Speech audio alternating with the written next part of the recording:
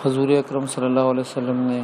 اللہ سے دعا کی کہ اللہ 2 عمر میں سے ایک عمر عطا فرمائیے، اسلام کی عزت کے لیے، اسلام کی طاقت کے لیے، یا تو عمر بن خطاب کو یا عمر بن حشام کو اسلام کی دولت سے مالا مال فرمائیے۔ اور اگر اے اللہ آپ مجھ سے میری رائے معلوم کرتے ہیں، میری خواہش معلوم کرتے ہیں، تو اے اللہ میں عمر بن خطاب کو چاہتا ہوں۔ جب عمر بن خطاب حضور اکرم صلی اللہ علیہ وسلم کے پاس حاضر ہوئے اسلام قبول کرنے کے لیے، تو حضور اکرم صلی اللہ علیہ وسلم سے ایک سوال پوچھا کہ عمر کب تک جاہلیت کے راستے میں رہو گے، کب تک اسلام قبول نہیں کرو گے؟ عرض کیا یا رسول اللہ آپ کی غلامی میں داخل ہونے کے لیے تو آیا ہوں، اور پھر زور سے کلمہ پڑھا لا الہ الا اللہ محمد الرسول اللہ۔ یہ کلمہ پڑھتے ہی حضور اکرم صلی اللہ علیہ وسلم نے اور صحابہ کرام رضوان اللہ علیہ اجمعین جتنے وہاں پر موجود تھے، سب نے اتنی زور سے اللہ اکبر کہا کہ کعبہ تک آواز پہنچی اللہ اکبر کہنے کی۔ اور اسی وقت جبرائیل علیہ السلام تشریف لائے اور عرض کیا یا رسول اللہ استبشر اہل السماء باسلام عمر، آج عمر کے اسلام لانے سے فرشتوں میں بھی خوشیاں منائی جا رہی ہیں۔ جس کے اسلام لانے سے آسمان بھی سجایا جا رہا ہو اور آسمان کے اندر بھی خوشیاں منائی جا رہی ہو، وہ کتنا قیمتی اور کتنا عظمت والا انسان ہوگا۔ حضور اکرم صلی اللہ علیہ وسلم کی نگاہ کرم نے عمر بن خطاب رضی اللہ تعالیٰ عنہ کو کندن بنا دیا تھا۔ ایسا رعب اور ایسی عظمت کافروں کے دل کے اندر ان کی بیٹھ گئی تھی کہ جب ہجرت کا موقع آیا اور ہجرت کرنے لگے تو کفار کے مجمع کے سامنے کھڑے ہو گئے اور تلوار نکال کر کہا کہ آج عمر ہجرت کر رہا ہے اور تنہا جا رہا ہے، اکیلا جا رہا ہے۔ جس کو اپنی بیوی کو بیوہ کرانا ہے وہ آ جائے عمر کے مقابلے پر، جس کو اپنے بچوں کو یتیم کرانا ہے آ جائے عمر کے مقابلے پر۔ کیا عجیب شان تھی اور کیا اللہ تعالیٰ کی عجیب قدرت ہے کہ اللہ تعالیٰ کی ذات نے کہاں سے کہاں پہنچا دیا حضور اکرم صلی اللہ علیہ وسلم کی غلامی کے صدقے میں۔ اور ایک اور بات عمر بن خطاب رضی اللہ تعالیٰ عنہ کی خاصہ تھی، وہ کیا تھی کہ میں اور آپ تو شیطان مردود سے پناہ مانگتے نا اللہ تعالیٰ کی ذات کی، لیکن شیطان مردود عمر بن خطاب سے پناہ مانگا کرتا تھا۔ حضور اکرم صلی اللہ علیہ وسلم نے عمر بن خطاب رضی اللہ تعالیٰ عنہ کو مخاطب کر کے فرمایا اے عمر، اس ذات کی قسم جس کے قبضہ قدرت میں میری جان ہے، جب کسی راستے میں شیطان تم کو دیکھ لیتا ہے تو وہ راستہ چھوڑ کر دوسرے راستے پر چلنے لگتا ہے۔ مطلب شیطان قریب ہی نہیں آتا تھا ان کی۔ ایسا اللہ تعالیٰ کی ذات کی طرف سے دل کے اندر اللہ کا خوف تھا، اللہ کی بڑائی تھی، ایسی عظمت تھی دل کے اندر کہ شیطان اس بڑائی کے وجہ سے قریب آنے سے بھی ڈرتا تھا، اس عظمت کی وجہ سے قریب آنے سے بھی ڈرتا تھا۔ ایسا مضبوط اور قوی ایمان تھا دل کے اندر۔ ایک دفعہ مجمع میں بولا کہ لوگوں میری بات سنو، تو ایک شخص کھڑا ہو گیا، نہیں سنیں گے ہم آپ کی بات، پہلے یہ بتائیے یہ سب کے درمیان میں جو چادریں تقسیم ہوئی ہیں مال غنیمت میں سے ہر ایک کے حصے میں ایک چادر آئی ہے، یہ آپ کے پاس 2 چادریں کیسے ہیں؟ پہلے اس کا جواب دیں پھر بات سنیں گے۔ فوراً عبداللہ بن عمر رضی اللہ تعالیٰ عنہ کو بلایا، بولا بتاؤ ان کو۔ بولا ہاں ایک چادر میرے حصے میں آئی تھی، ایک چادر میرے والد کے حصے میں آئی تھی، میں نے اپنی چادر اپنے والد کو دے دی۔ جب یہ جواب مل گیا تو پھر بولا اب تو بات سنو گے۔ ایسا عدل تھا، ایسا انصاف تھا اور ایسے بادشاہ تھے وہ۔ حالانکہ عمر بن خطاب رضی اللہ تعالیٰ کو غصہ بھی بڑے عجیب تھا اور اس کے لیے بڑی عجیب شان اللہ تعالیٰ کی ذات نے اتاری۔ جبرائیل علیہ السلام کو بھیج دیا اللہ تعالیٰ کی ذات نے اور بولا عمر بن خطاب رضی اللہ تعالیٰ کو سلام کہیے یا رسول اللہ، اور فرمائیے اللہ ان کو سلام کہلوا رہا ہے اور یہ بتا رہا ہے اللہ تعالیٰ ان کو یہ بتا دیجئے کہ ان کا غصہ عزت ہے، عزت ہے، اور بتائیے ان کو کہ اللہ تعالیٰ کی رضامندی عمر کی رضامندی میں ہے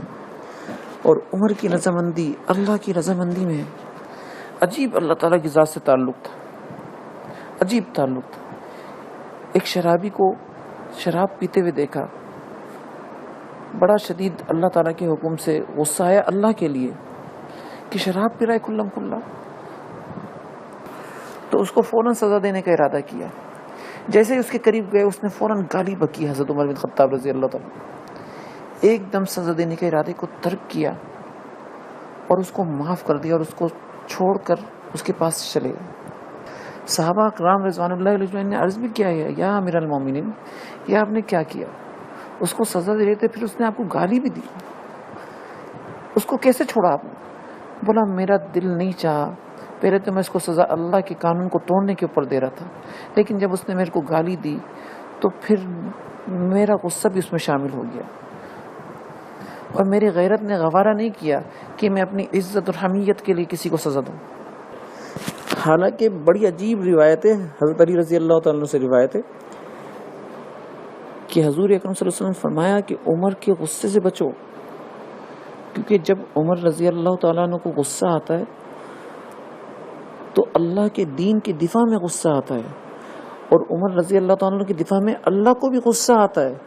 مطلب اگر عمر رضی اللہ تعالیٰ عنہ کس پر غصہ کر رہے ہیں تو یہ سمجھ لو اللہ کا غصہ ہے، یہ عمر رضی اللہ تعالیٰ عنہ کا غصہ نہیں ہے، یہ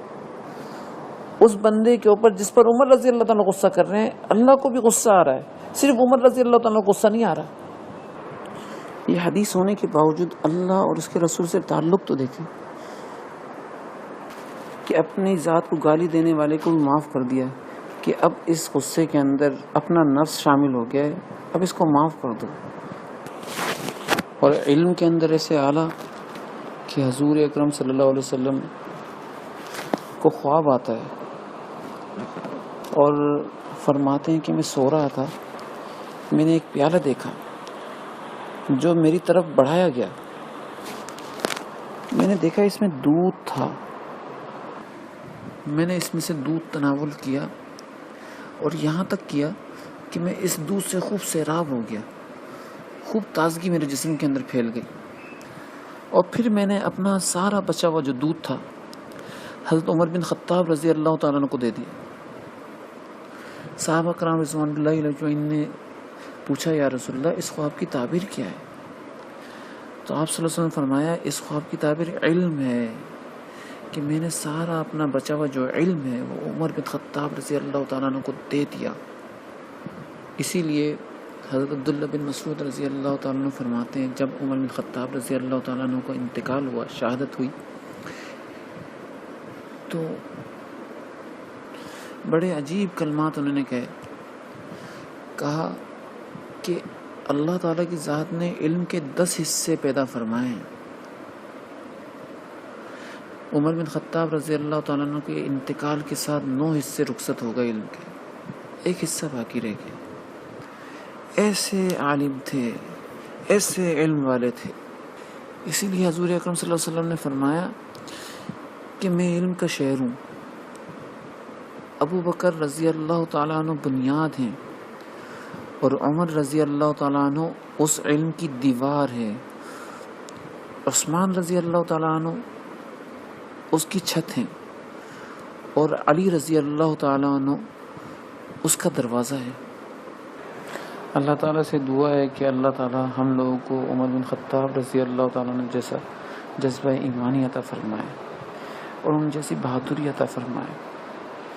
اور ان جیسا زہد عطا فرمائے کہ اتنا بڑا بادشاہ ہو کر 22 لاکھ مربع میل پر حکومت کر کے بھی جب موت کا وقت قریب آیا تو اپنے سر کو زمین کے اندر مٹی سے گرد آلود کیا اور فرمایا کہ اے عمر، اگر اللہ تعالیٰ کی ذات نے تجھے معاف نہیں کیا تو تیرے لیے ہلاکت ہے۔ حالانکہ حضور صلی اللہ علیہ وسلم نے بشارت دی کہ آپ جنتی ہیں، پھر بھی زہد و تقوی کیا ہے کہ اللہ کی ذات نے اگر معاف نہیں کیا تو تیرے لیے ہلاکت ہے۔ ہم میں سے گھر کے کچھ لوگ ملے ہوتے ہیں، ہماری رعایا ہیں وہ گھر کے کچھ لوگ، ہم ان کے اندر ہی نظام عدل قائم نہیں کر سکتے کچھ لوگوں کے درمیان میں، اس لیے کہ ہمارے اندر وہ دینی جذبہ نہیں ہے، وہ دینی حمیت نہیں ہے، وہ عظمت نہیں ہے، وہ روب نہیں ہے، وہ اللہ تعالیٰ کی ذات کا خوف نہیں ہے، وہ اللہ تعالیٰ کی ذات سے تعلق نہیں ہے۔ اللہ تعالیٰ ہمیں ان جیسا خوف، ان جیسا روب، ان جیسا دبدبا اور ان جیسا اپنا تعلق نصیب فرما دے، آمین۔